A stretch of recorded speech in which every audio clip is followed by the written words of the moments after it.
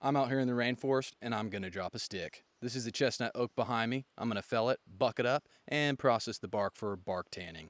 I've got my helmet and chaps on. You need that PPE out here in the rainforest. Never know what's gonna come down from the canopy, or the forest floor is all slippery. Let's get to cutting.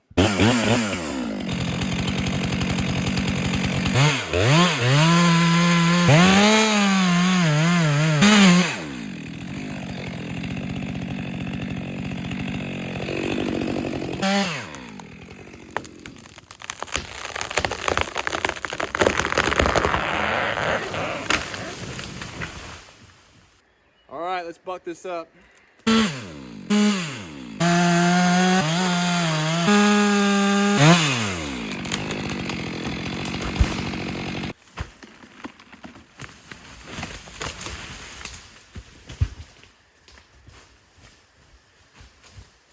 Not too bad. The great millipede, the great American millipede.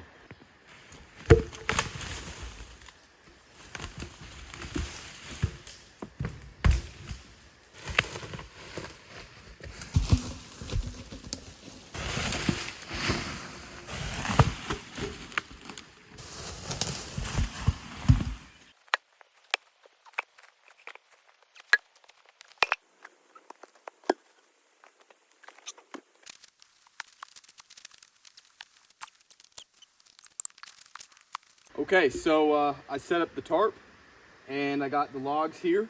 They're cut to length, good enough. And I'm gonna start stripping the bark off the logs. I'm just gonna use this hatchet. I'm gonna try and get all the logs done today, the next few hours. If there's a few extra, I'll do them tomorrow or the next day. Basically, I'm just gonna strip all the bark off, collect it in here, keep it covered or sheltered from the rain so that way it doesn't leach out all the tannins in the bark. And I'm just gonna let it dry out in the sun over the course of the next week. And I might even process it through my buddy's chipper. So that way I don't have to process it by hand.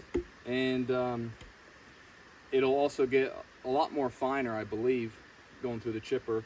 But anyways, let's just start stripping this. So you gotta make sure to strip the bark immediately. You don't wanna let the log sit and let the bark get all dry because right now it's all green, fresh, everything's still attached to itself. So it's easier to strip. You'll get much bigger pieces when it's green.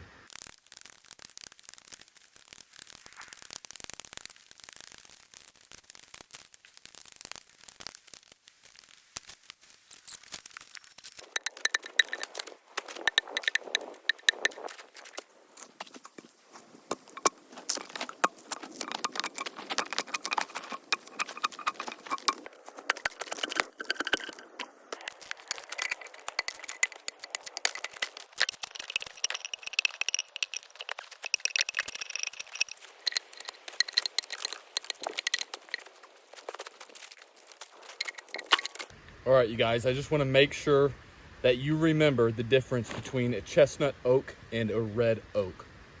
Right here in my left hand, this is a red oak. The lobes are pointed, and in my right hand, I have the chestnut oak. The lobes are rounded. The chestnut oak is in the white oak family, and this is a black oak, but the black oaks are in the red oak family. So the big difference there, and that's how you identify the chestnut oak. The lobes are rounded.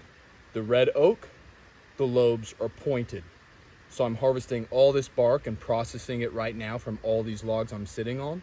The chestnut oak has a little more tannin content than the red oak. So that's the difference, and that's what you want to look out for.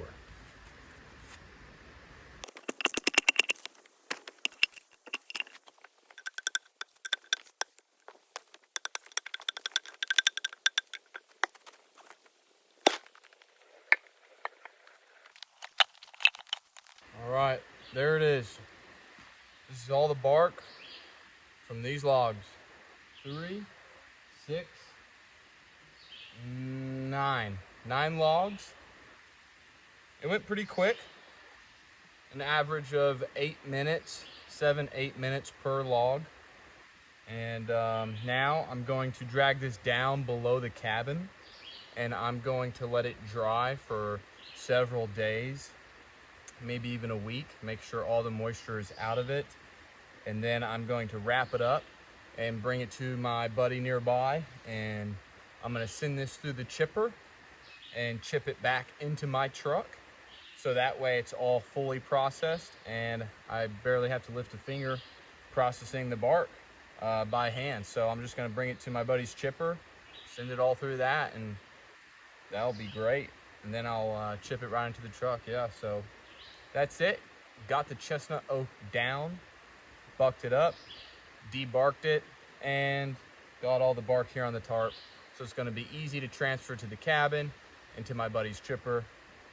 This will be good. This should be enough bark to tan many hides.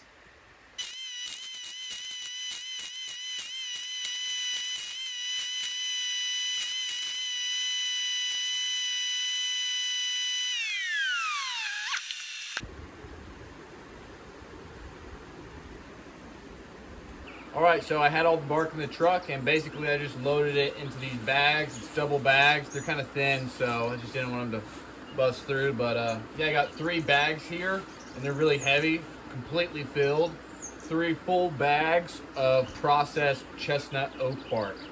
So that's the video. I just wanted to show you the whole rundown of harvesting the bark and taking it off the logs, and then processing it down. Now you can do it by hand, but I had a lot of bark, so I just went over to my buddy's and used his chipper. And I probably lost maybe close to 10% of everything I harvested because it kind of just is explosive. The chipper just blasts it everywhere. So some went on the ground and everything, but no worries because it took 6 minutes to process all that bark. And if I did it by hand, it would have taken at least 2 days.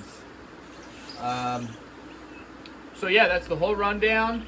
Chestnut oak bark, I'll be using this to tan a lot of hides very soon, and I'm going to be making my first pair of pants, a vest, and some really cool new leather boots I have a great idea for. I want to show you this. It's a strap for my arm for shooting the bow, and I dyed it. It was completely brown from the chestnut oak, and I love the brown, but I wanted to try and experiment dyeing it black. So this is jet black. It's really nice, really cool, and I plan on making some clothing with the dye. It's this stuff right here that I made. It's just vinegar and metal, and basically those react and create a natural dye. So I took that strap and dropped it down in there and took it right out, and then the whole strap was jet black within seconds. So that's the whole video. Hope you guys enjoyed. See you in the next one.